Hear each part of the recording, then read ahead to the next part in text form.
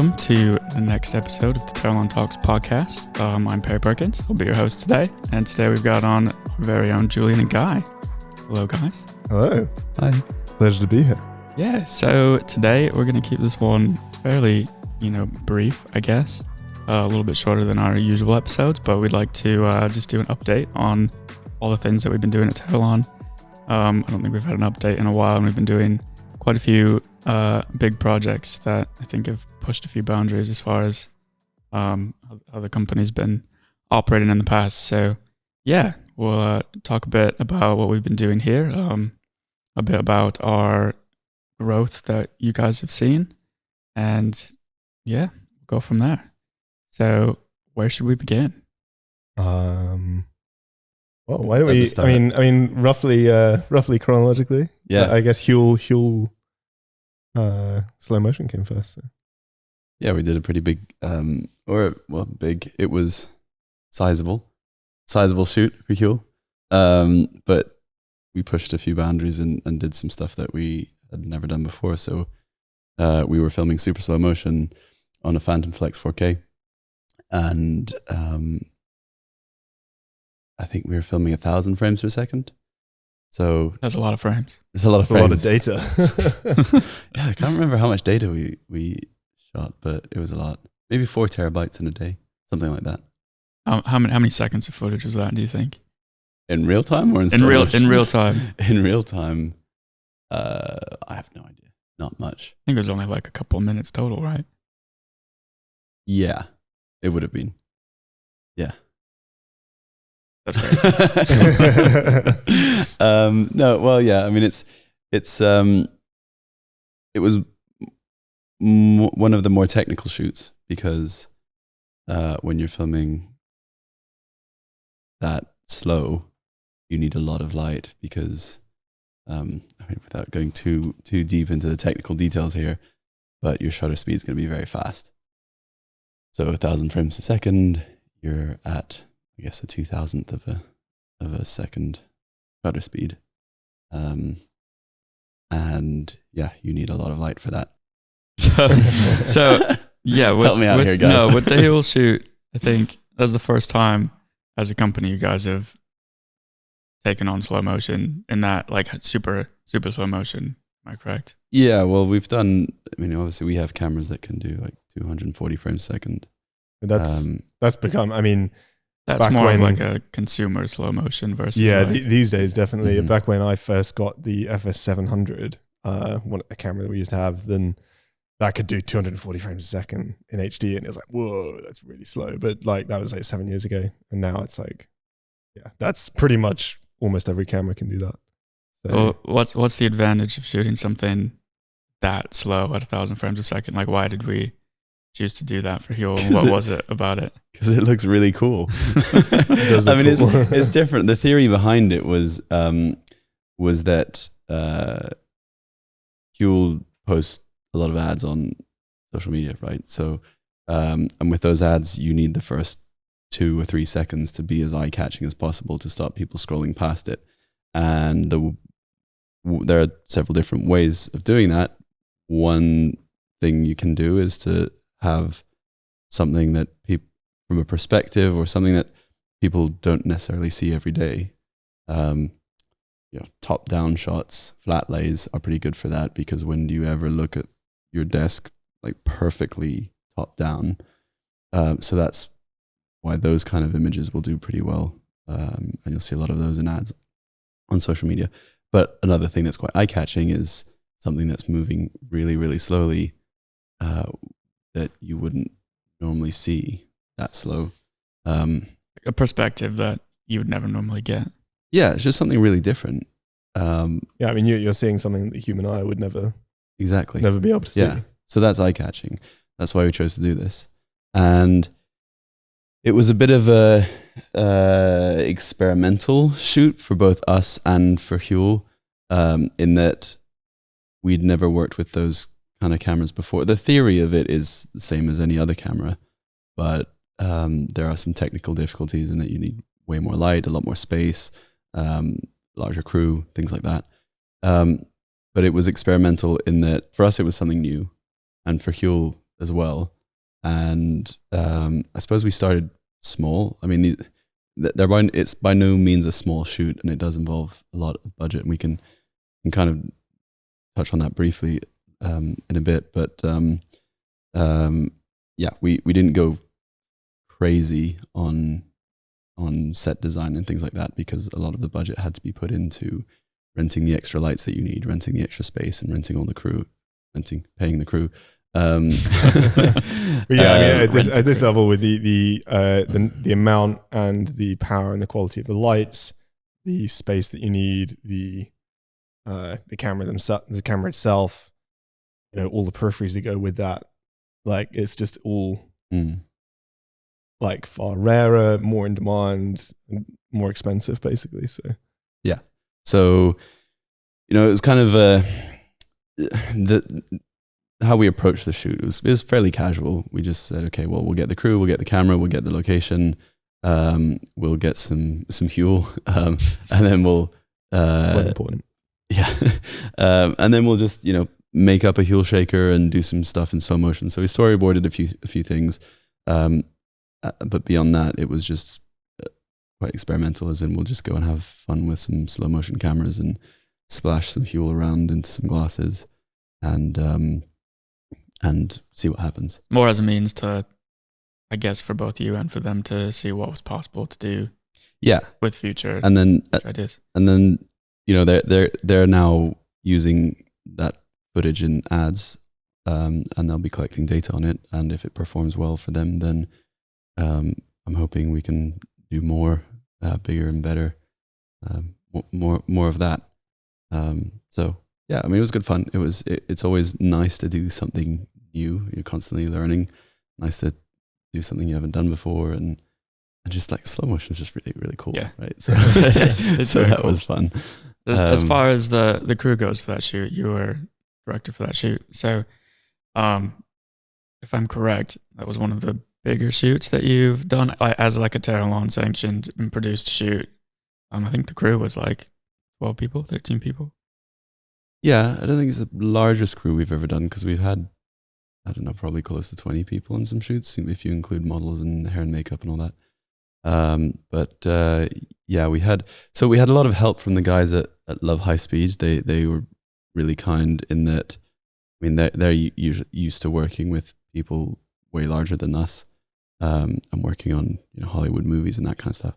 But we just approached them and said, we've got this fairly casual shoot.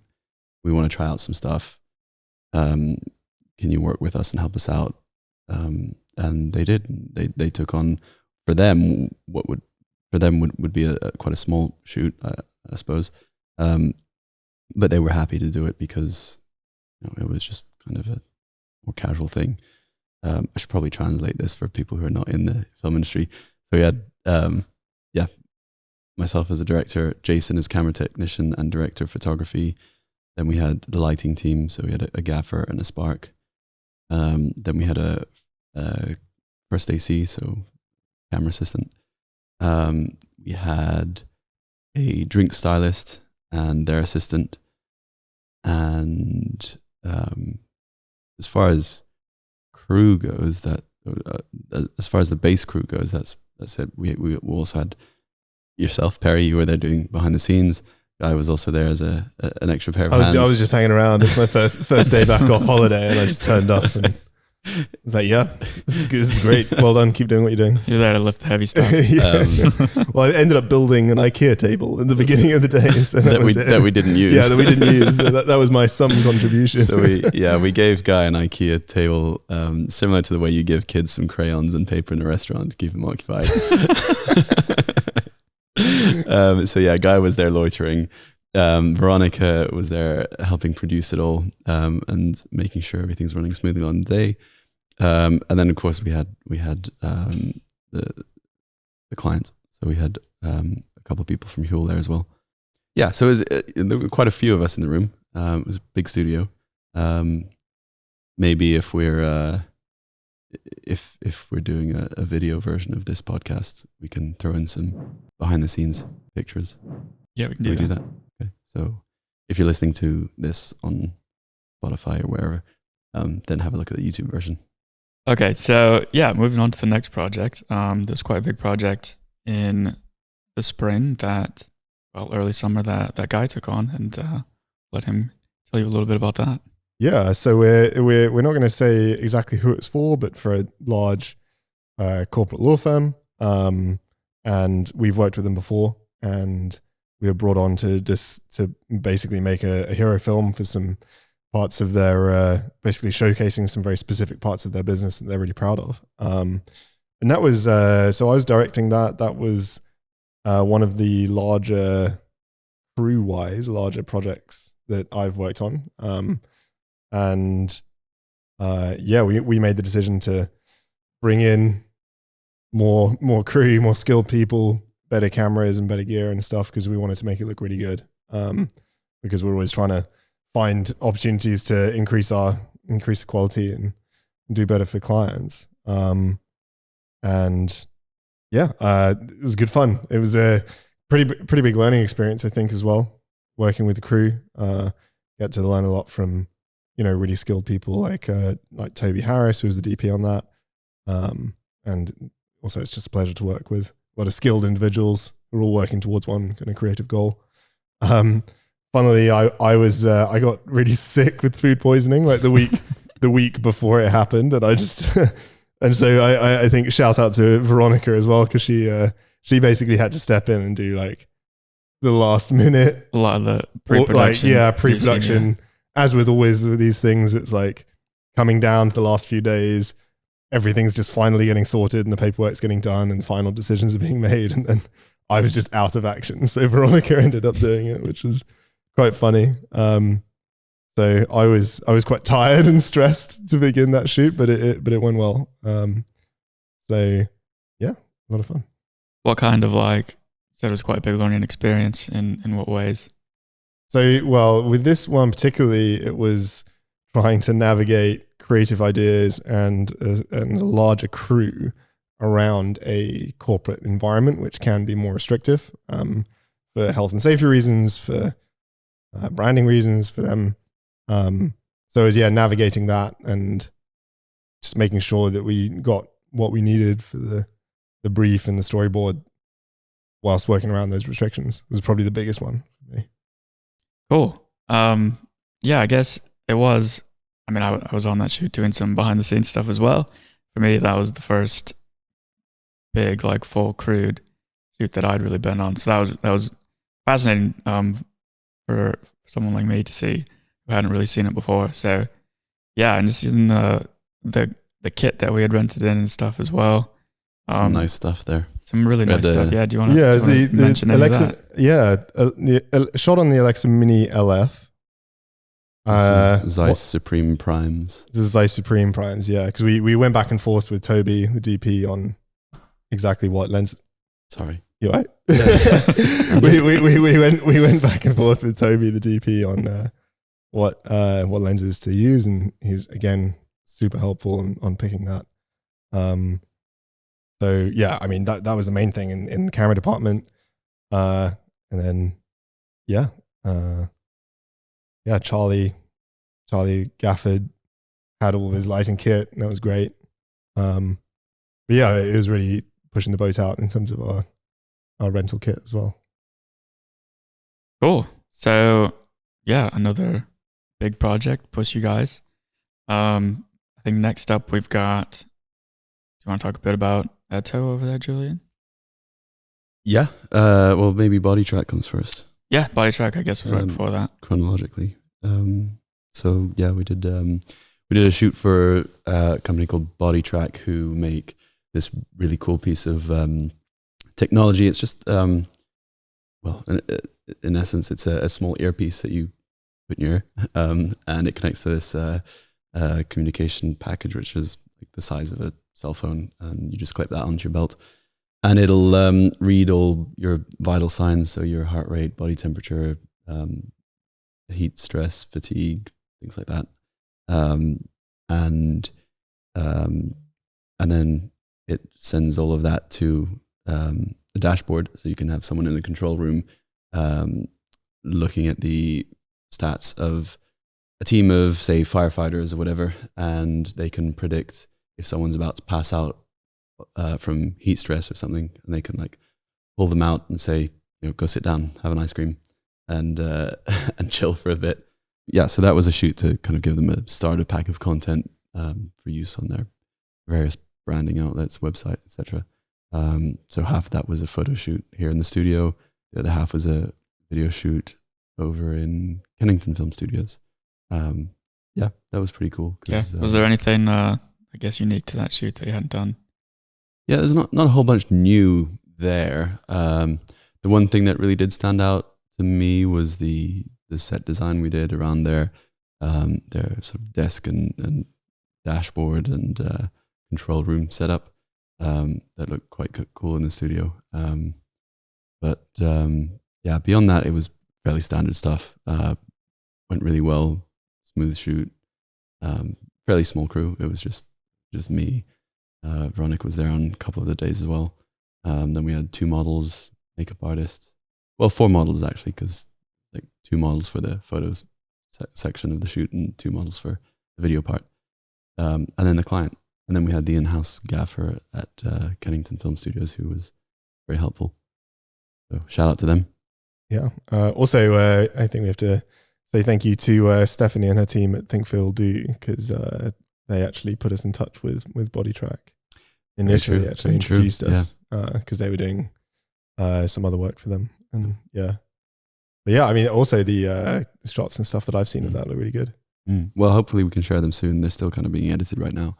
So yeah, moving on from BodyTrack, we have a client with Bloomberg Square Mile Relay, Square Mile Sports, and we, I guess, are contracted to do quite a few races in different countries throughout the world throughout the year. So we've done a couple of those this year so far. I wasn't here for the first one in Dubai, but we had New York in June. So talk a little bit about our trip to New York in June. Yeah. So normally this race calendar, as you mentioned, is multiple cities around the world. Normally it's a calendar of about 12 cities, but obviously coming out of COVID, there was nothing last year, and there's a reduced calendar this year as things get back to normal. But yeah, as you said, we've done 2, Dubai in February, and then we did New York in June, which was also Perry's first experience of the Square Mile Relay. Yeah, first race, also first time in New York for me. So, even coming from America, I hadn't visited New York in the 28 years I lived there. So you have to move to London to visit New York. lots of firsts then. But yeah, and we, I mean, what we do quite a variety of things for them, but basically it's the photo and the video content from the races, big corporate sponsored relay races with a good cause behind them. They give to a good cause in every city. A proportion of ticket sales and things go to that.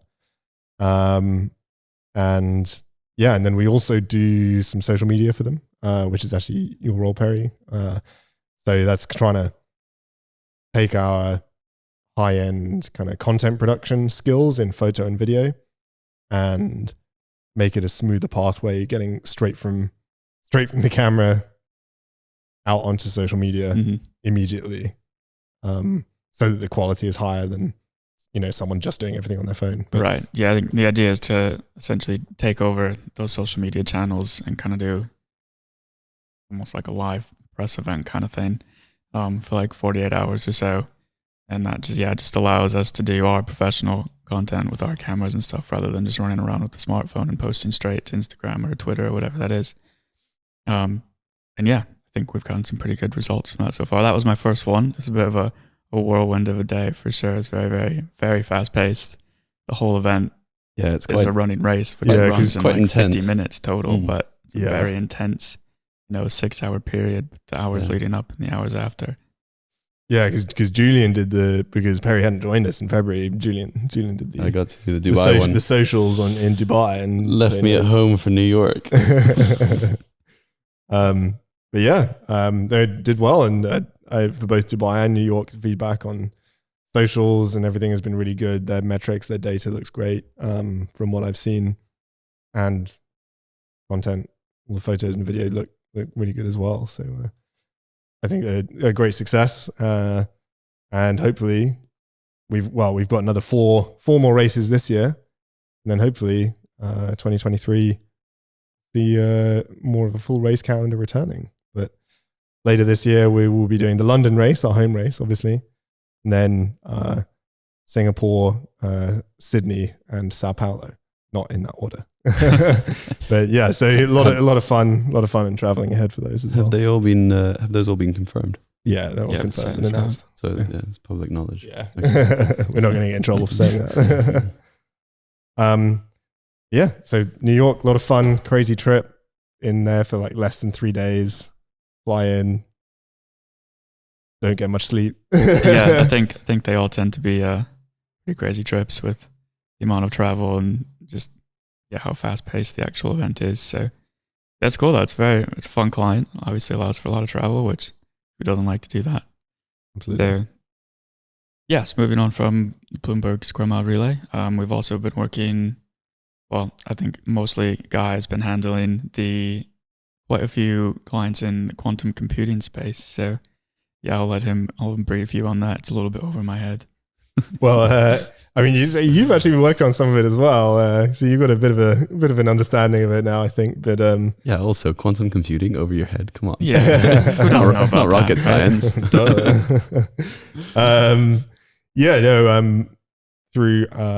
Mostly through our friends at the Quantum Insider, we've been doing a lot of film work and video work in the quantum computing space. I spent a couple of weeks in the US with a couple of different companies in June, either side of the Square Mile Relay in New York. And we're doing things like company profiling videos, handshake videos, product focused stuff, tours, things like that. Basically, this is a new space. Everyone's really excited about it. And everyone wants to really show off, what they can do, what the potential is. So yeah, it's an exciting space to be making content in, because there's lots of potential.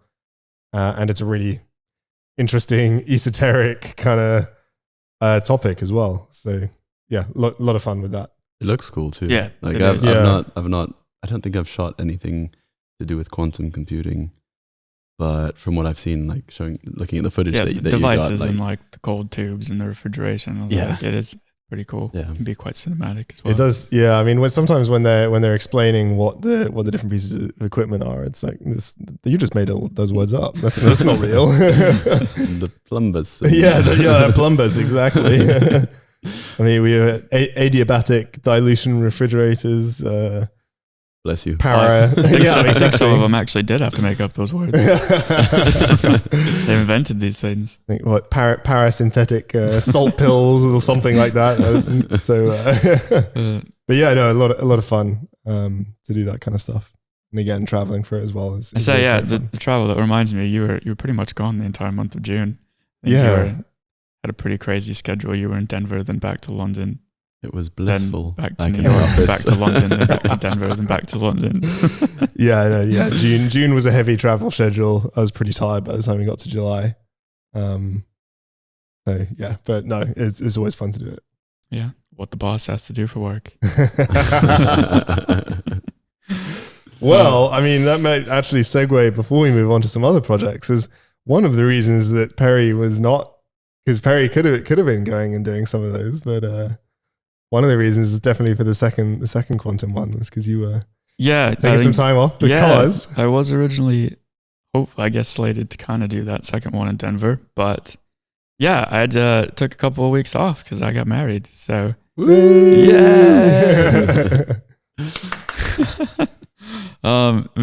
it was really, really good. For anyone, I mean, I guess most of you listening probably don't know, but I'd been married legally for a while, but that was during COVID and we hadn't had a chance to throw our big wedding reception yet. So that was just on July 2nd. Make sure I get that date right. Charlie's listening. So yeah, got married on July 2nd. Had a big celebration down in Kent at my wife Charlie's family home. All of you guys were invited as well. I think you guys had a pretty good time. Could you tell? How do you know? Was it that obvious? Absolutely no alcohol was consumed. It was a very very stylish affair. Right. Completely dry wedding. Yeah. And that's all that needs to be said about that. We should talk about the mac and cheese, though. How good was that mac and cheese? It was mac and cheese. It was good. That mac and cheese truck. Right. But yeah, no, really, really awesome day. Really awesome weekend. It was amazing to have 40, 35, 40. So Americans fly over for the wedding as well.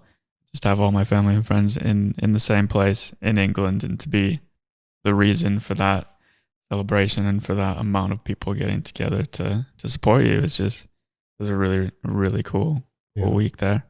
It's always going to be interesting if you get a bunch of Americans in a room with a bunch of English with a bunch of Brits. Include throwing a few wedding speeches with some jokes in there. The rivalry. I cannot say it. It's in your head now. It was fun. It was fun, and we appreciated being invited. It was a really lovely day. Of course. Yeah, weather was perfect as well. Yeah, it was beautiful. Next up we've got Eto. We go with briefly cover Eto a little bit.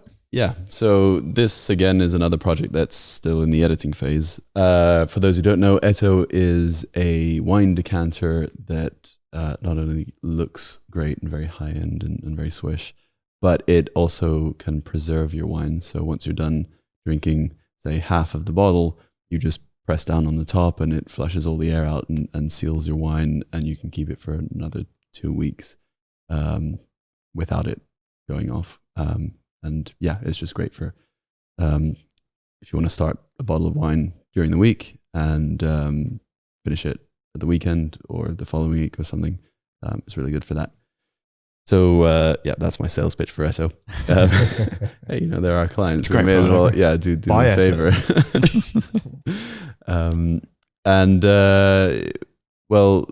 I suppose the difficulty with Eto is that it's kind of like a round mirror. So it's highly reflective. The hardest possible thing. We've actually got one over there. Should we grab it? Yeah, I can grab it. Yeah, do you want to show off the Eto? For this one, we were doing another shoot for their next campaign. We did a shoot with them last year, and we're just sort of renewing some content. There it is. Super, super reflective. Very difficult to hide cameras and lights. Again, another very technical shoot because we wanted to attach the decanter to a rig that's attached to the camera, so we'll have it front and center, sort of in a snorri cam style. When you move the camera, the decanter or the product moves in the same way, and the idea is that you can have someone pretend to pick it up and move it around, and it's just, again, a very eye-catching technique to sort of get people's attention on social media and stop them scrolling.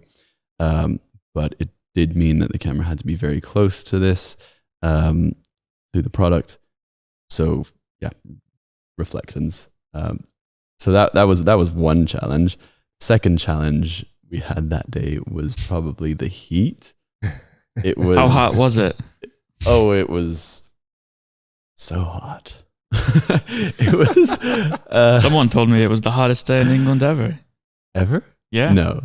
Yeah, no, it was. Really? Yeah. Ever. Since records began. Yeah. Like forever. Ever. Yeah. Since the dinosaurs. Hottest day on record. Wow. that just blows my mind. So naturally, we chose to shoot in a conservatory. It was basically the greenhouse. It was an extension behind the house. It was a kitchen in a really nice house that we found on a location scout website, and yeah, lots of glass walls, and it did feel like being in a greenhouse. So hot. As hot as it was outside, it was about 10 degrees hotter inside. Pretty much. Luckily, all the lights were outside, so there's no extra heat. Because we couldn't have the lights inside because they would show in the reflections. So we had to light the entire thing through windows and all that kind of stuff. So again, another technical challenge there. But going back to the heat, there was a lot of like sweat management to do. I mean, it sounds gross, but you know, you got to think about these things because normally you just say, okay, you know, models get changed for the next wardrobe change, and then wait until we're ready. But you couldn't do that because, you know, they would just be drenched in sweat. So you'd have to have like fans stuck up their shirts in between takes and stuff like that. Yeah, and luckily the first day was the hottest day.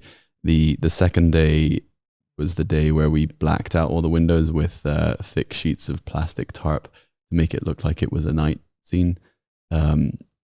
Luckily, it was a bit cooler that day because that would have added more heat, and we would have just been. I think it might have been illegal to work if we had to do that. sweaty well, Amazon. as we discovered, the UK has no specified upper limit that you can't work at. Really? Okay.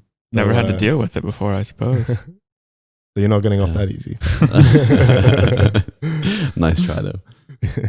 But yeah, no, that was a great shoot. Tom, the owner and designer of Eto, together with his wife Dina, a very creative couple, and in many instances, some of our clients are a bit, you know, on the more corporate side, and we have to convince them to be more creative. With these guys, it's more about reining in and controlling their creativity into something that's logistically possible, doable. But it's great. Yeah, fun people to work with. Very creative shoot. Lots of technical challenges. Again, a nice big crew to work with. Everyone was, I mean, people we've now worked with on quite a few shoots. So a well-oiled team. Atmosphere on set was great. Yeah, it was good fun. And the video, as I said before, it's in the editing stage right now, but it's already looking great. It's only like 30 to 40 seconds long. So, or currently it might be a bit longer, a bit shorter when we've done editing it, but it's weird to see how much planning, because it took us quite a few months to plan. First of all, to design this rig that attaches the product to the camera. And yeah, we had some like custom metal plates made in a specific shape so that we could attach it to the camera without seeing those attachments and all that. So yeah, long time planning the shoot, long time designing this rig, and then 2 very hot, intense days of filming, all for a very short video. And I mean, once it was in the edit suite with Freddie, I mean, obviously it's still editing, but the storyboard and everything was there, so it came together like super quick in the edit. Yeah, because we're following a storyboard and a shot list, which means that the edit is just pretty quick. You just drag and drop the appropriate clips. Freddie would. Yeah, you just drag and drop. So much more work than just that, press guys. the edit button. No, yeah, it is more work than that. Well, the initial build of the main parts of the edit is fairly quick. It's like getting the timeline together. Yeah, straightforward. Now it's about, and then all the magic comes in. Yeah. I mean, now it's all about refining. It's fine tuning the cuts, doing the sound effects, and getting the music set properly, and all the color grade and all that. So yeah, it's by no means an easy edit, and it's not over yet. But yeah, the main body of the edit came together very quickly. And yeah, we had the client round to view the first cut. I think we watched it 15 times because it was so short. It was like, come on, we put in all this work. We want to watch it a bit more than 30 to 50 seconds, 30 to 40 seconds, whatever it was. So yeah, we watched it quite a few times. Looking good there. The length of the edit is not indicative of how much work goes into it. Not at all. Yeah. Not at all. Yeah. No, I think that covers most of our updates as far as projects we've been working on. Yeah. So yeah, I mean, and all of this is against the backdrop of ongoing regular work with several of other clients who we do regular work with, shooting, editing, providing all kinds of different content. So yeah, but that's like always going on in the background, kind of punctuated by these other big shoots. Yeah, I think it goes without saying as well. Like we we share as much as we can and are allowed to on the podcast, but there's always projects and things that, you know, we can't share until after the fact and while they're in the pipeline. Top secret. I mean, we'd have to kill you. Be nice to our listeners. Right. So that is an update on most of the big projects we've been working on and what we're allowed to tell you guys for now. So I think with that, obviously some of these big projects have definitely pushed the company as a whole, allowed us to grow in a lot of different ways. And on the note of growth, we've got another new employee starting next week. Yeah, very exciting. Yes. yes, we do. I am excited. Yeah, we've got a junior editor starting on Tuesday. Yeah, Tuesday, August 2nd. So yeah, that's very exciting. And he's going to be helping Freddie with his edit workload. I'm very excited to see Freddie step into he's going to be a manager now, I suppose. And I think it will be very well. You know, I'm very proud of him because he's also my younger brother. So that's gonna be nice. I think it's also gonna be very entertaining watching him deal with with having to be a boss and behave himself and be professional.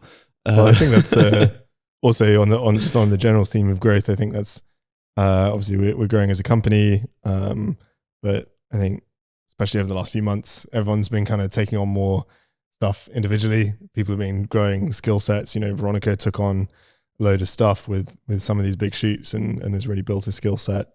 Freddie's going to be managing this new employee. You got to stretch your legs properly for the first time on a square mile relay shoot.